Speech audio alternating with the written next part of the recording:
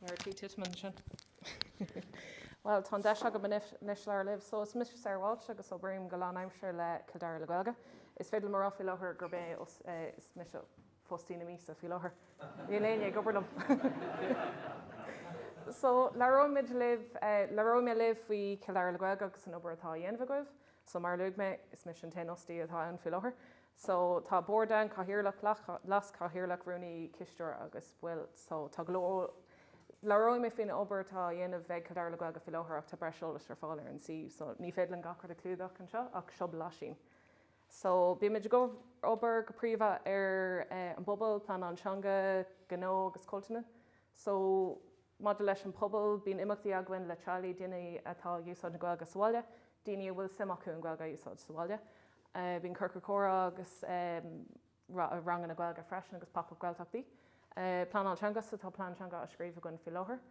Agus gó so mátá gó ag a ggéine seo nó mátá aithna a ggéine ar aine le gó tarthaganne agus is féidir an taú libh. Just ag bog a reis, so tá grúpa Gaeilge tar bardas a níos gContae is rudíntacha sin, so tá léim bhradan ar Gaeilge an bhradan le léim bhradan tá glóir an curry an seo i Dara. Tá Gaeilge cosfriú in áhí, tá na solan is na solan agus náisnaí agus tá Gaeilge nuada imáúd is iontacha rudéis sin. So mar luúg me Charlie Dara, so is grúpa sosiálta is seo bhfuil atá runata aine bhfuil simachú sa Gaeilge atá gcéir úsáid sáile fiúmar bhfuil foca Gaeilge agus tanna fin. Fáil tríomh cach teacht agus an Gaeilge a chuirta seach sa teach. So seo imachta bhí gon faoi chealaí Dara sa céis an teachaniu. So rinne céis Cairlan i hena linn sa tháinig grúpa jazz le chéile, so bhí Gaeilge Baile agus Francís le clóisteáil ar an lá. So bhí sin áras. So bhí cúpla focail nua álam a gon ag an imach sin. Bhíon scéalaocht a gon sa leirlann, so tá cúpla dát eile fácha an sin don na himachtaí sin, so mátá simagóh na páistí hort agus scéile a chlóisteáil trí Gaeilge agus an Gaeilge a haspáint dómh gur teanga bioí sin na dátaí atá an tóil seo ar an siomh cumá. Tá na gcuinar dadí le nolag, tháinig sé go dtí leirlann náisnaí agus thug sé cúpla bruntanas don na páistí, so tháinig breis cé duine an lá sin, so bhí sin arás.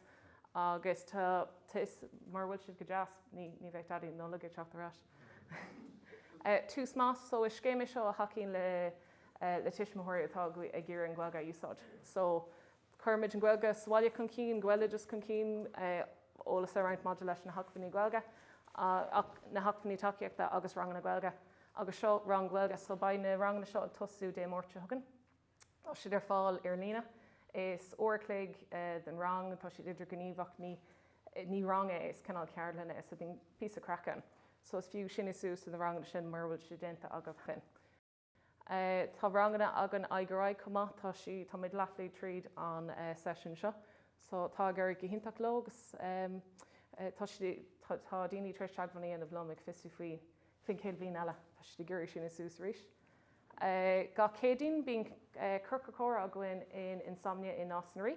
So an cédín seagus an cédín níos sin ba cluichí agans comá, so ba café córa agus cluichí. So ba glór crack agin as Gaeilge. Bricfast as Gaeilge gach sacrna in a Roma mocha in náisnaí. Is féidir an full Irish all as Gaeilge mas maiileh. Tá club leir agin comá, so seo na dátaí atá agan den airach, so mátá simagóh sa le hort, nó mátá si gur bula le daoine agus leirta na Gaeilge fí litríocht na Gaeilge, cinnte tarthagan. Ba siúlód agan ar an séúlód ag, so is féidir tús a chur le písa aclaíocht dhéanamh agus aithna chur ar dhaoine trí Gaeilge, so ba meidir bula i dánach dé ar an séúlód ag.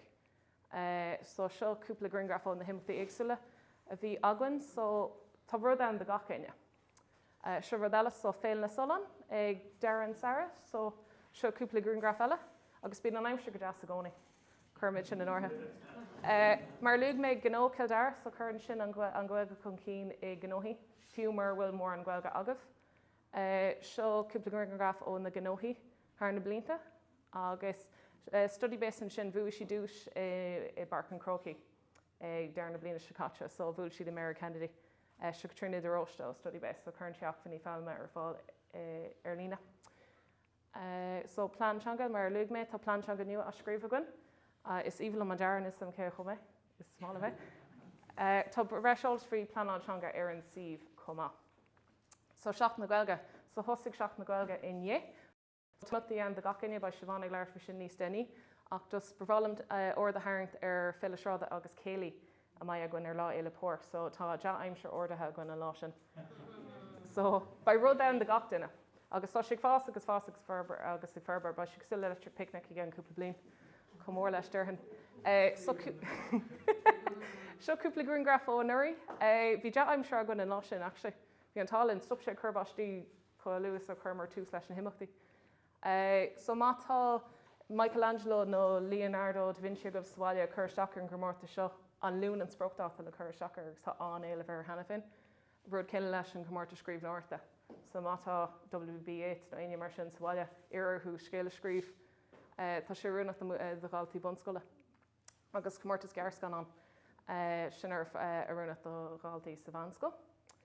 Agus seo méhéin agus cuimhe ag bula stacar cúpla scóil ag bronna dúisna ar na daine a bhuaí dúis sna comórta sinúirí. Agus tá nucleatar agan comá, so sin an nucleatar is déine, so scríb Morris and Claire dáún sa chumar sin ar an glúdach. Ach, so mátá si gur inniucht a chur sa nucleatar tar thuganíd leis agus churmid san ámh é. Agus gur mágah.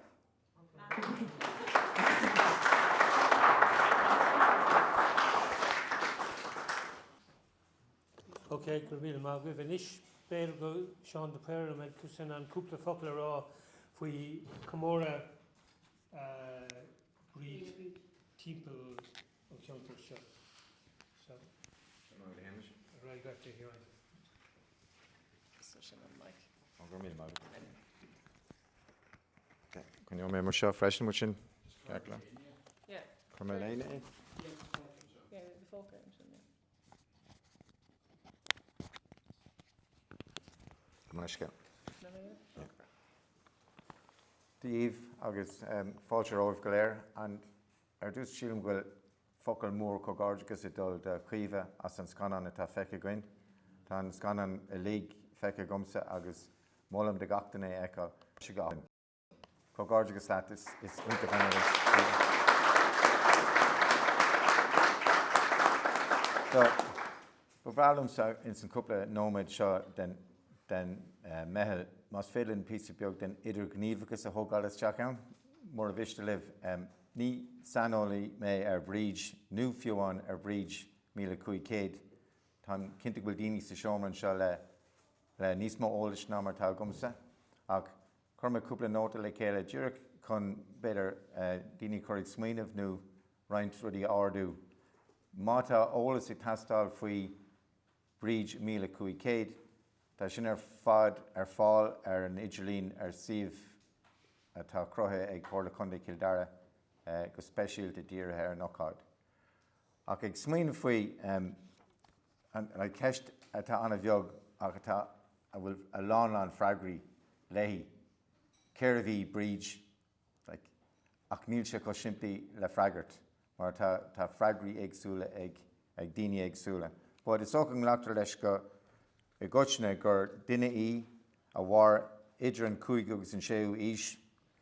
Leachtar leis go bhunaigh sí manisteir I Gildara, agus bhí mornig siúil hart ar Gildara ar maidin chonig mar gur raibh trí bhanisteir freisin in dhéag sin, bhanisteir bháin an bhanisteir lia agus an bhanisteir gobh an seo ar Baile. So ba léir gur raibh Gildara a bhhad níos tábhachtaí mar áit, a bhhad níos lárnaí mar áit san amtá hart. Is tócha gur bhí bríd bacúis le sin. Agus an tólas is crinne atá le fáil faoi bríd. Tá sé le fáil is scríbhíní a chur fearr monach dar bhanam cáide tósas le chéile. Scrí sesin dar bhanam Vita Sancta Brigidae agus chuirte sin den sé chuirsís ar bríd agus an rudí a rinne sí. Rudí a hálaí ina saoil. So, is cinnte go raibh sí an seo, is cinnte go raibh sí ar an saoil, agus cinnte go raibh sí I Gildara, agus is cinnte go bhfuil ceangail de céile Gildara, agus is cinnte go bhfuil cion agus meas ag muintir Kildare irthaí. So, conas a le rítear an cion agus an meas sin.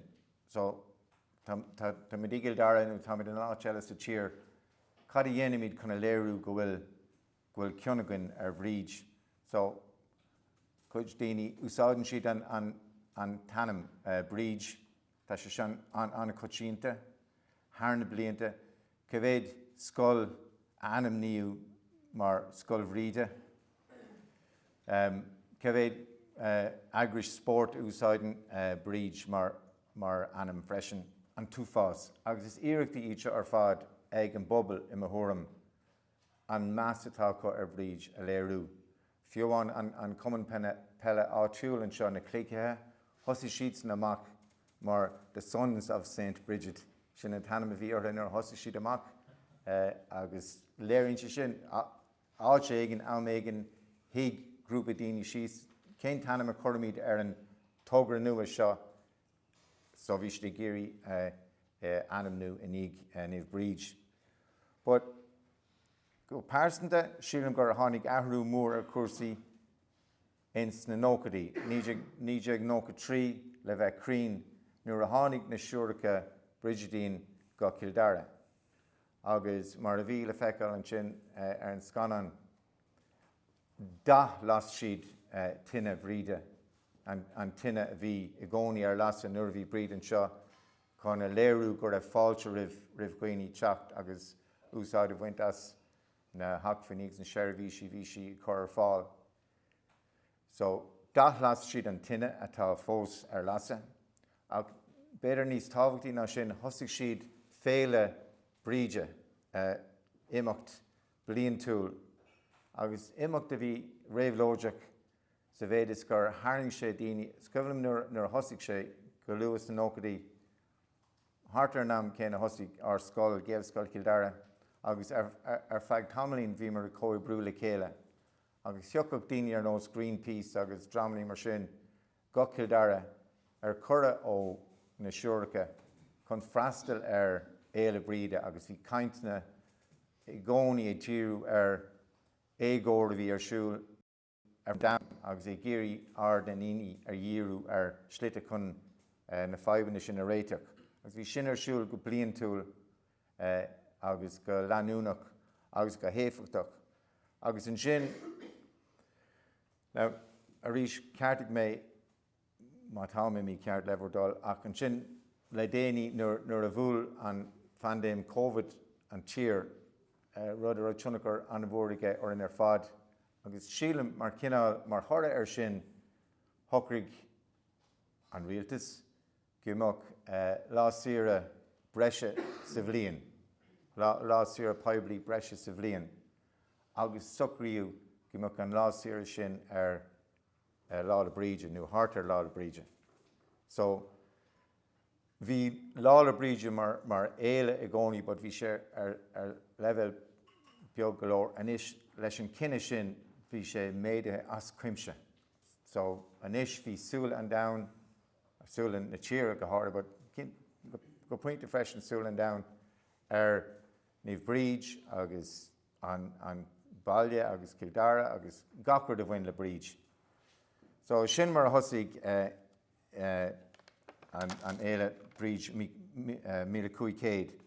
So, an rud atá in bríd míle Cuid ná clár de imeachtaí an airsing ar fad.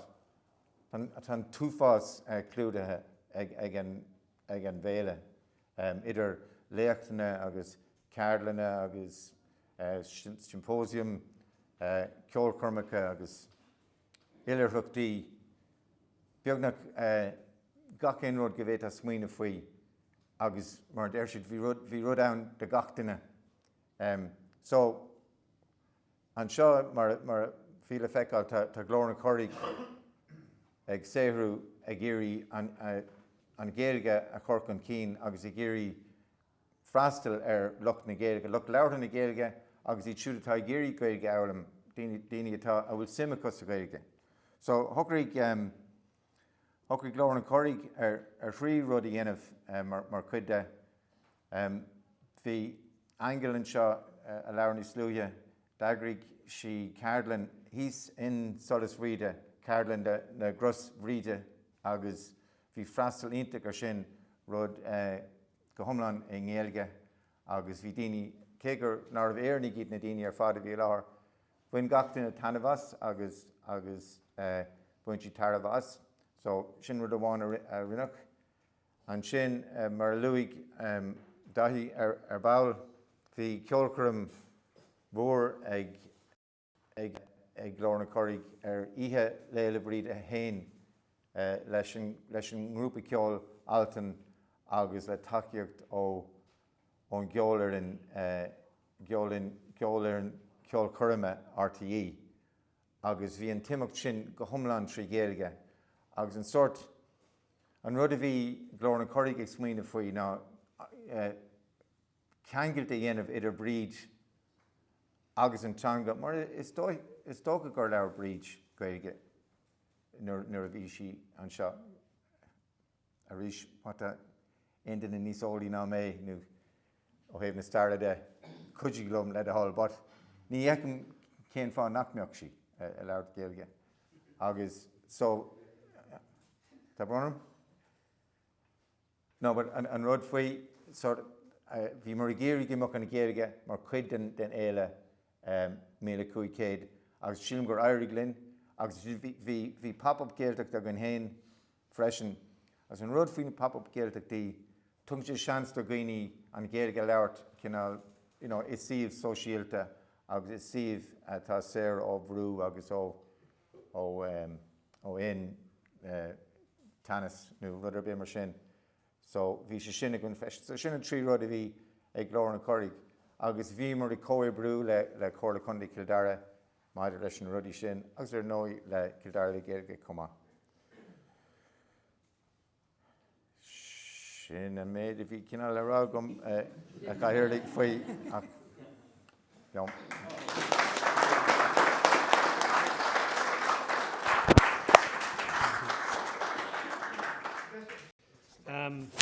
Anish, when we bug a raig, a kind fui, vi mar a kind fui Shervishi Laurelin Kildara, agus tá áthas gleach ar Eileen na Cearúil ón Laurelin I Drihid Nua, chun cúpla focail a ráidúin agus choirí láthair I dhéanamh ar na Shervishi Laurelin ar tá ar fáil, go háir trí Gaeilge. Eileen.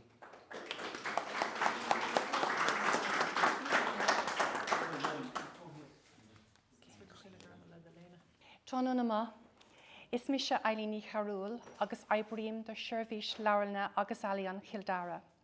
Ba bháil am an deis seo a hapú an seo ar Meitheal buchas a go bháil leis na hagrathe glór an chorig as ucht chura a thuirtam a bheithan seo inniu, chun cuid a bhfuil ar fáil ag Laurelin Kildara a chur in úldíomh.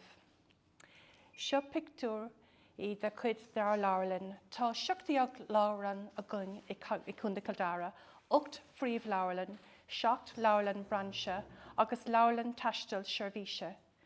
Tá siomh gréasán a going a bhí chotrom le data ag ar bhuirintí I gcónaí. Seo Laurelin nua an nós, a osclaíoch mí ó hin, agus atá site I hala an bhaile. Ar an taobh mu, níl mór an ahrathe le feicáil, ach taobhas dig joig tú Laurelin atá scapatha thar trí urlar ag láthair seomraí cruinnithe, spásanna stadéir, Gardín agus golóir eile. Tug an breis is 700 daoine cuairt orthaí gach lá, ag ordnú go beagnach míle ar an sahrann. Mar is féidir leat a insint ó na figurí seo tá sé go hintach. Seo Laurelin an Drihid Nua. Mar atá sí faoi láthair, agus seo mar a bheith sí ag ceann timpeall ceithre bhliaina.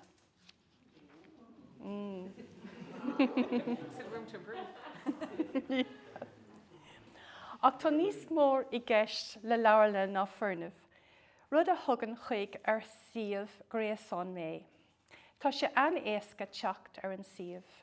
Níl a déanamh ach Shervish Laurelin agus Alian Kildara a chur isteach ar dar bhrásálaí agus tómhaid an sin, cosúil le cunaí ó hata. Tá teoracha soléirí ar an sih maidir le conas bailíocht a thógáil amacht agus níos tábhachtaí fós tá sé séir in aisce a bheith páirteach I leabharlann.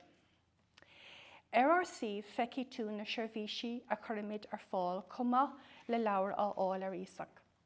Tá 9 litir ag gach leabharlann ar féidir leat chlárú agus sílim go méid iontas ort faoi líon agus éagsúlacht na imeachtaí.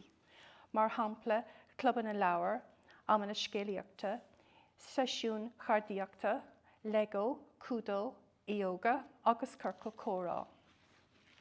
Gach mí tugamid imeachtaí nua isteach agus déadfá cuideacha a bheith ag buint leis na séasúr. I meas na namachtaí eile atá fáil tá bosca ísachta. Is féidir is seo a íslódáil ón App Store nó ó Google Play ar bhreat ar bhfuil iPhone nó Android agat, agus seo an áit ar féidir clúis leabhar agus riomh leabhar a fháil comá. Tá libí app leis na mílta iris leabhar ar fáil freisin le híoslódáil chuig do goháin ag buint ósóid as do charta leabharlanna. Star, gariadóracht, sport, caithfeimseir, tá an rogha beagnach an teoram. Is é press reader an tardáin iris leabhar agus nóchtán is mór dain le ruachtan os cion 6,000 tídal. Tá aistragahan mandrach é sús le 8 deanga ar fáil freisin. Níl an Irish Times ar fáil ar press reader agus féidir é a léamh ar riomhar a pásanta san leabharlann. Tá the Leinster Leader agus the Nationalist ar fáil freisin, an dáchean cópan a réite agus cúil agrán, conas gur féidir leat canil sús leis an nuacht idirnáisiúnta agus an áitiúil. Tá go leor óras a gcuin scríofa as Gaeilge agus táimid i gcónaí ag fiosú ar seo. Seiceáil é le do hull. Tá féile léthirí Dara inis ag tusnú ar an 5 bliain 10 agus tá níos mó tóir arthaí ná riamh. Tá scríbhnóirí iontacha ar an lista d'imeachtaí I rith na bliana. Lé Paul Lynch, buatóir dús Booker ag leabharlann an nás caiicí seo him mar hampla. Tásúla gom go dtéann tú síos an Paul Conín, han brathnú ar na seirbhísí iontacha eile nach bhfuil dúta gom.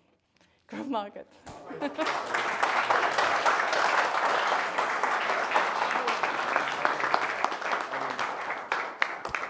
Okay, gur mágad Eileen Anish, tá mí bugar roig go dtí beidir an gContae, beidir an ochar ahisc keynote address, agus tá áthas orm gur ghlach ón leis an cura. Chomhain mar chuige faoi ócáid seo. Agus begaithne bhuiimh beidir ar ón ó cúpla faoinsaí ar dlús mar iriseoir ar an radio agus in méil agus in Gaeilge ar cuasaí taistil, cuasaí trasóireachta. Ribh sin beidir daoine níos éasta beidir beag eithne bhuiimh mar iriseoir sport, so san the Tribune agus an Irish Times agus an nóchtán úntaach sin scéal éireann agus agra thóir beidir únta freisin. Ach in jobh tá sé ag feidhmiú mar stairí agus údar agus an simetá aige I Dara agus I Gaeilge Dara agus cad a tharla do canút Dara ó canút Caillte. So fáilte rót.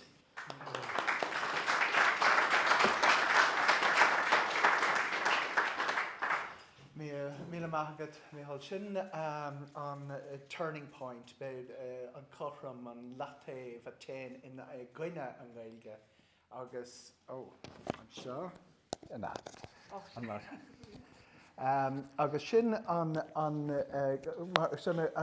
na daoine a cainte Gaeilge 8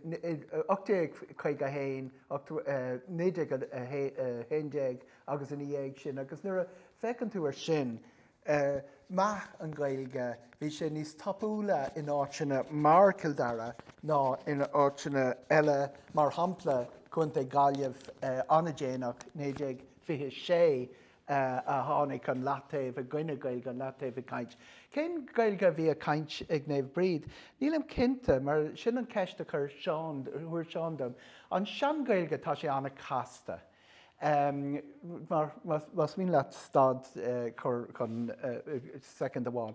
Tá sé anna casta, tá I richan fandéim tháinig leabhar amháin George Coulter, How Dead Languages Work. Bhí sé an simúl, bhí Hebrew an agus Latin agus an Greig, sean Greig. Agus dúirt sé an sean Gaeilge, an teanga is deacra as an méid ar fad. Dúirt sé an áit éigean eile.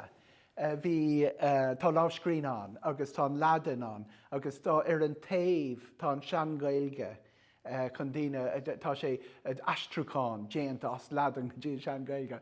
Agus dúirt sé, cén fá go éine a chur sean Gaeilge I gcuine Latin, mar tá sé cócasta le sin.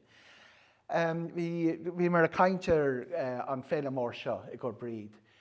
Cogitosis bhí seán a caintear. Tá trí cín, na trí leabhar is éasta.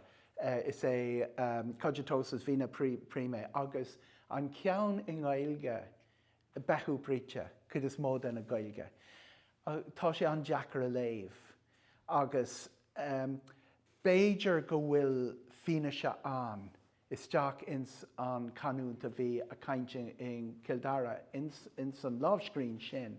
Ach níl mór an fineise as na lámhscríbhíní, agus níl éon fineise a gcain as rudí eile, mar do tháinig dearra leis an canúnt I Kildara níos lú go topic, go níos tapúla ná éon áit san éireann. Tá sé ráite go raibh trí canúnt chuig go lein a gcuin. An ceann is ceann cáiliúil chunta an lú, mar tá tú ná tafid le éisteach leis na sean cainteoirí. Ceann eile in acail tá an Cuid filiíochta an dahí ó hógáin de fáilsiú sé astracán de filiíocht an ón osraí. Agus an ceann dearannach is é lár an Cuige. Agus is sé sin an Gaeilge bhí aganne agus béidir acha tlí agus cilhaint an freisin. Béidir go bhfuil sé go bhfuil sé simúl leis an dearan daoine go bhfuil sé simúl leis an maníach leis the Isle of Man. An scanán atá agam de chunig mé duine a dhéanamh é seo cúpla bliain ó hen. An Cuid duine caintear tá ábhracha mar sin bíonn an seanachas I Méarla agus an fiseán nó in Gaeilge, ach tá me dal in san tro eile an seo. Beidh an ólas ar fad I Méarla le feicáil nó le léamh, agus beidh mé a caint ar an canúnt caillte sin.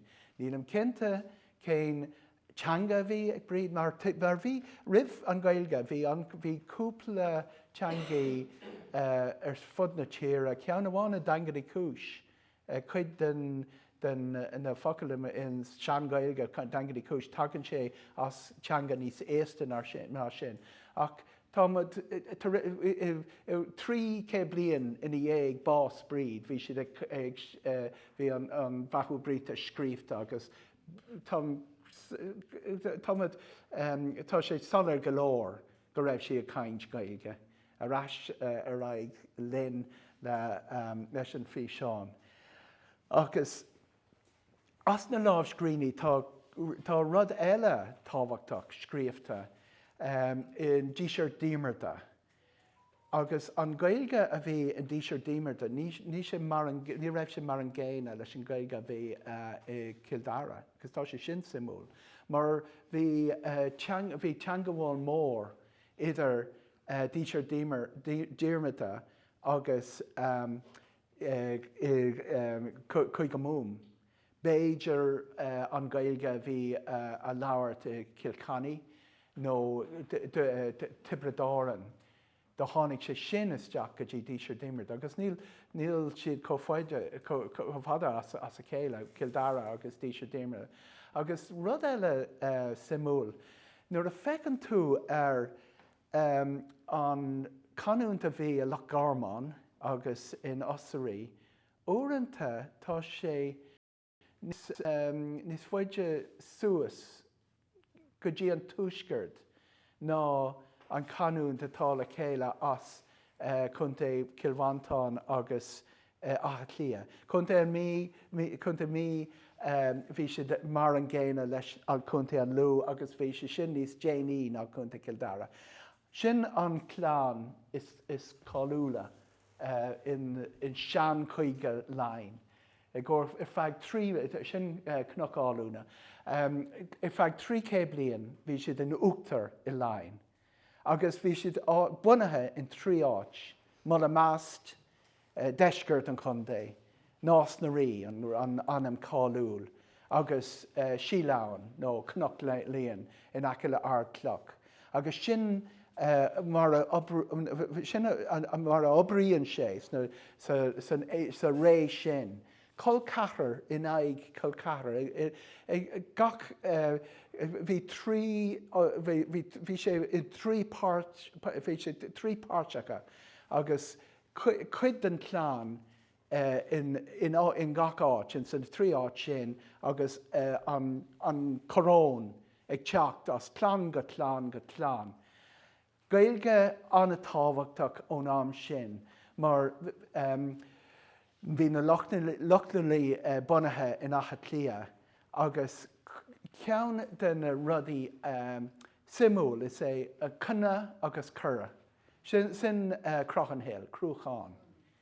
Tá sé sin an sa túisceart agus an aithníon na daoine sa seomra go bhfuil rudaí mar cró agus cnoc in tír conal, tá siad cnoc agus cnó in chuig go múm.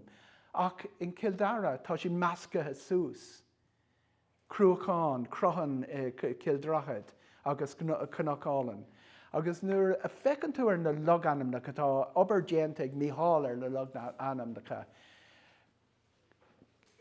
Feiceann tú an damáiste a bhí dhéanta do nádúr do dúchas Kildara ó cailúnt na loganamnacha. Níos mó na seasca faoin géad in Méarla.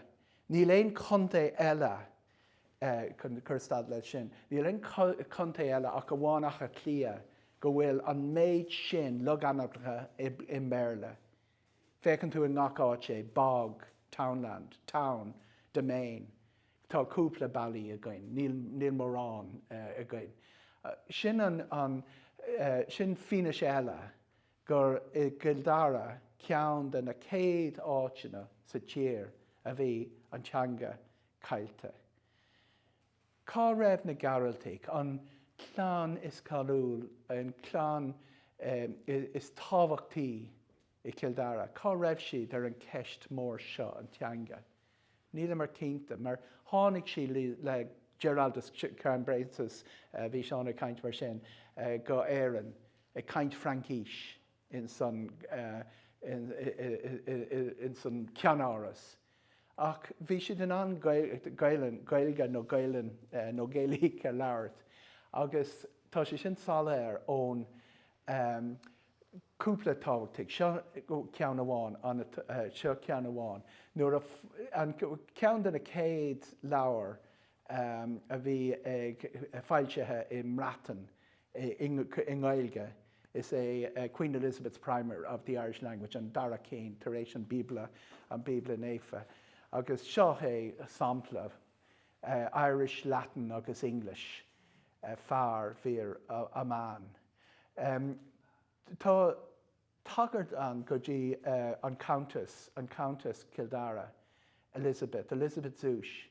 Ba col carrarí an Henry an seachtú Henry rí Sasanna. Agus de tháinig siad as Sasanna Curstadlo. De tháinig siad as Sasanna, bhí sin an Gaeilge a labhairt I gceann goblin nó níos gcuireanna sin. Christopher Nugent an duine a chur an labhair seo in áit bhí sé caint de daine agus bhí cuiníon chuid den na daine a bhí sé caint leis Elizabeth Dúis. Tá rééis teachta Sasanach agus bhí sé táhachtach I gcóir an banúsal sin Gaeilge labhairt. Col cachar rí Sasanach é caint Gaeilge I Kildara. Bhí an teangar láide go fóláin. Fína sé eile, tá cuid den labhair tá bhí labhairlan, cé bhí a caintear a labhairlan, bhí sean labhairlan am má núd in Cuid AD. Agus tá lista againn den na labhair sin. Agus as cuid is mó den na labhair bhí 53 cín I Ladan agus 20 cín I Gaeilge.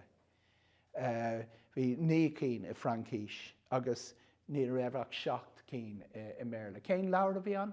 Cúcollan, scéal Cúcollan 2 cín, dóibh. Agus an Psalter de Cormac a bhí scríomhta I ddísear díirmata cúpla céad bliain roimhe sin. Tá lista eile cúpla bliain in dhéag sin agus tá lachanach an, Stanahurst, Richard Stanahurst de chur an lista in án. Agus tá lachanach an I gcóir na labhair Gaeilge ach tá sé folamh. Nílam cinnte go raibh siad go léir caillte ach ceapan féin nach raibh sé an iad a hiiscint agus bhí sé le iad a scríomh agus níor scríomh sé. Ach sa labhairlan sin tá a labhair gábhála de le Book of Invasions. Cuid den na labhair is cáúla bhí siad den san labhairlan beag sin I má nú. Deir dearan daoine nach raibh garad mór in an léamh a Carabé. Ach bhí daoine in an léamh dómh. Garad óg bhí sé in an léamh. Agus tá cúpla conra freisin, cúnra dlí déanta scríomhta in Gaeilge ag na garaltaigh freisin. Ach as sin an tobaiste, is féidir leat an tobaiste a chur an bé mar Kildara an fad is é Tomás Siada. Agus tá sé solar go raibh Tomás Siada an caint in Gaeilge, mar dúirt sé, dúirt Stanahurst go dúirt sé, ber uam an bodach, dúnmharú John Allen. And Stanahurst nílam cinnte go raibh sé an caint in Gaeilge. Is é sin a chur an Dara lista nach raibh a raibh folamh I gceist. Ach ceapan féin tá áras a gom féin gur dúirt Tomás Siada an rud sin, mar bhí Stanahurst ag lorg pictiúr, droch pictiúr a chur an áit ó Tomás Siada. Ach an rud simúl, the chur sé an frás sin, the chur sé na rudí sin in a bhéal.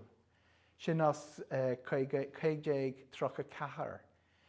Díine a rá, caithí dá meach duine úsal I Kildara, caithí tú dul go dtí an cahar chun béarla labhairt, mar bhí an Gaeilge a labhairt go fóil. All of the whole cities and boroughs have been wholly Englished. Stanahurst a ríis. Bhí sé sin in a gcónaí a kill in acail nás na rí. Agus tá a rá, an raibh sé an rud ceart an seantanga chun a marú agus béarla a chur I méal coshaintear Kildara. Mar bhí na daoine úsise le caint in Gaeilge. Agus tar éis na daoine úsise le caint in méarla tháinig gaantanas an teangar fad.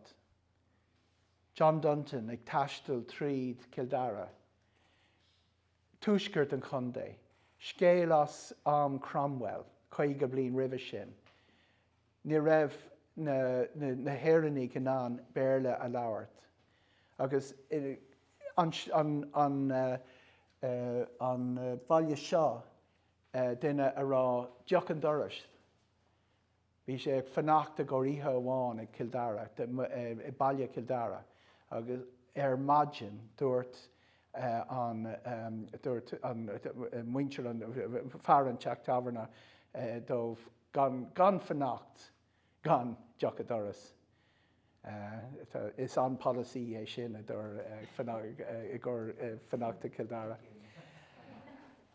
Sios suas go dtí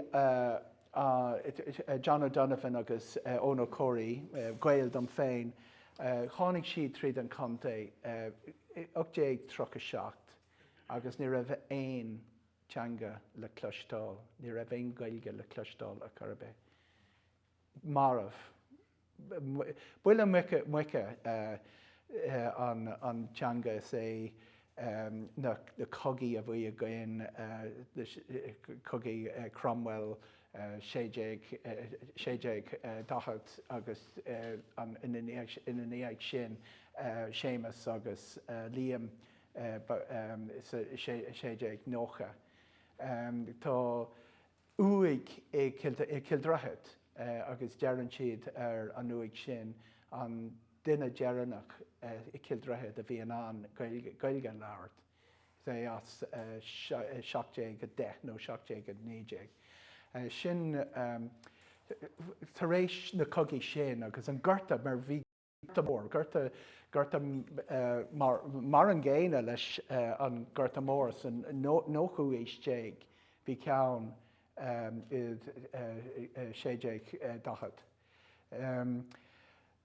nuair a tháinig John O'Donovan agus Eugene O'Curry isteach go Kildara, ní raibh aon Gaeilge le cloisteáil sin. Seo é Eugene O'Curry, agus 1837 agus a rá tá sé tar éis teach go dtí Kilconnig agus tá sé bra the Sweet Irish le cloisteáil mar ní raibh aon Gaeilge agus Thomas O'Connor a rá. Impossible to get any local person to pronounce the place names in Old Irish.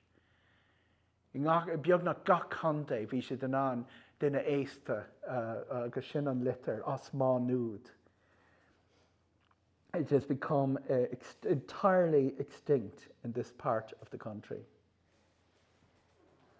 Bhí duine amháin I naca le strafan, I naca le teach strafán, agus bhí Gaeilge gach nílam cinnte gur Gaeilge nádúrach Kildara bhí an, beidir go bhfuil sé tar éis teachtas as go na mara. Agus an áireamh, an mór áireamh, sin a nád punk a trí faoin géad. Agus ag éirí agus ag éirí tar éis Gaeilge teachtas na scoilnach. An gContae amháin a bhí níos ísle ná Kildara I gcóir an teanga bé gContae líis. Gach gContae Tyrone Fermanagh bhí níos mó Gaeilge a labhairt ná in Kildara. Nuair a thosaigh siad nuair a thosaigh áireamh na Gaeilgeoirí ní hé an céad mór áireamh ach 1851. Coláiste má núd an cuid is mó den na Gaeilgeoirí I Kildara bhí siad bunathe sin tá scéal George Crowley go raibh Francíse caint ag na scoláirí ar nó na taobh amháin den board agus Gaeilge I caint ar an taobh eile. Conradh na Gaeilge, tháinig siad isteach agus an céad báil néide go héin ina dhéag sin bhí 8 craobh agus sin alt in 1980 níl an cinnte go bhfuil sé ar an idirlinn as Donald McCarthy alt simúl ar cad a hála.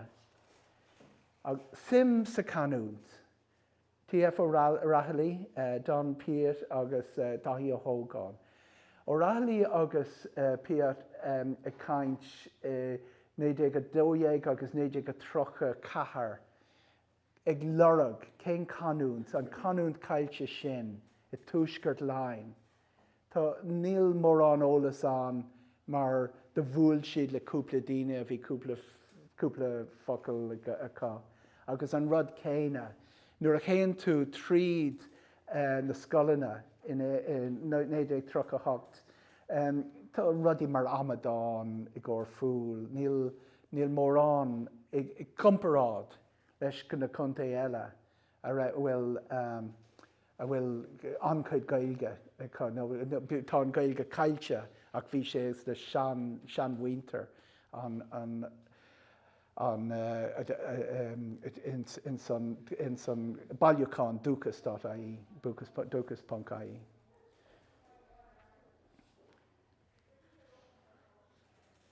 Fécinn tú gContae Kilkennig agus gContae Meath bhí canúnt bhí difriocht idir an canúnt sin agus an canúnt a bhí againn. Níl éon taféid san Dagan Records web project as Dara. Tá as 7 Contae déag agus sin an caintúir dearannach as Contae Lu an O'Hanlon. Tá sé le clostáil I caint le Prunchís Macanisa. Ach ar agus tá beag na críicnethe. Cén fum a bhí orthú, bhí ar an canúnt. Níl sé salir, níl sé cinnte, ach tar éis ó Rahalaí agus tar éis fécinn isteach ar na lámhscríní, tar éis léamh agus na fíneise a bhí a Contae Achlia agus Contae Kilwantáin agus ag fécinn ar le log anam na cá.